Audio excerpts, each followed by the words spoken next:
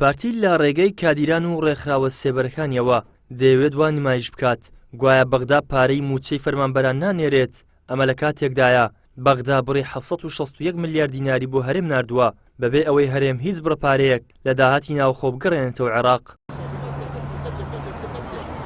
ڕێکخراوی پێشمەرگە بۆ کاری مرۆیی هاتوونەتە بەردەم بارگای نەتەوە یەکگرتووەکان بۆ ئەوەی ناڕەزایەتی دەرببڕن.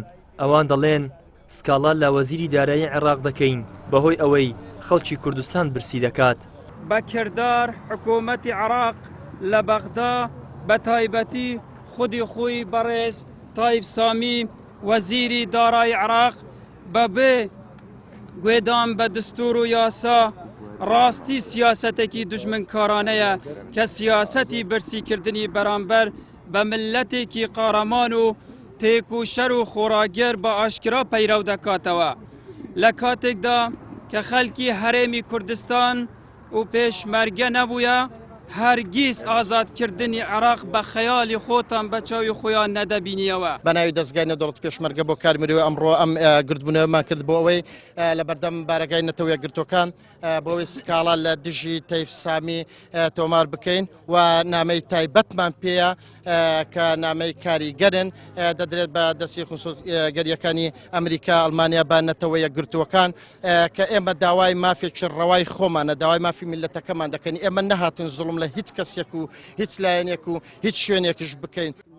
بەشێک لە موچەخۆران و فەرمانبەران بڕوایان وایە حکوومەتی ماوە بەسەرچووی هەرێم بەهۆی ملنەدان بۆ تەوتین و موچەخۆرە وەهمی و بندیوارەکانیان موچەی موچەخۆرانی ڕەسمی کردوتە قوربانی.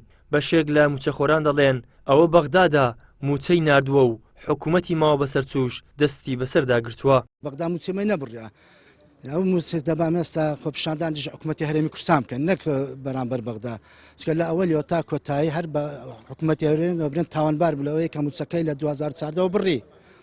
ئێستاش کە لیستە چی پاک و تەمیزناستە بەغدای بەغداش ناحەقی نییە کە بێت دەبی لیستە چی پاک بنێرە بندیوار نەمنێ ڕاستەکەیان بە دروستی بنێرن ئەوە هۆکارەیەک لە هۆکارانەکەەوە بەغدا موچەی نارێن. دومیش بەغدا تاوانبارە لەبەرەوە بەغدا دەبی پێداچنەوە چ گشت بکە یعنی فەرمانبەران و مامۆستان تاوانیان نییە کە حکوومەتی هەرێم ئەو لیستە ناپاکە دەنێرتە بەغدایە. 761 ملیارەکەی بەغدا داهاتی ناوخۆش لە 1 دیناری ئەمساڵ بۆ موچە تەرخان نەکراوە. ئەمە تەنها دەست بەسەراگرتنی قوتی خەڵکە. ئەمە بۆ واپیشاندانی ئەوەیە کە خەڵک دەیەوێت بە خەڵکی جیان بڵێ کاکە ئەمە حکوومەتی عێراقا زوڵم لە هاوڵاتیانی ئێمە دەکات. لە ڕاستیدا حکوومەتی ماوە بەسەرچووی هەرێم خۆی ستەم لەم میلەتە دەکات. بەپێی ئامار و داتاکانی بەردەست خراپترین کاتی موچەخۆرانی هەرێم ساڵی 2020 بوو کە کابینەی نوێم حکومڕانی دەکرد و مەسرور بارزانی سەرۆکوەزیرانی بوو. لەو ساڵەدا 7 موچەی فەرمانبەران خەرج نەکرا و 3 موچە بە لێبڕینی لە 121 و موچەیەکیش بە لێبڕینی 118 دابەشکرا.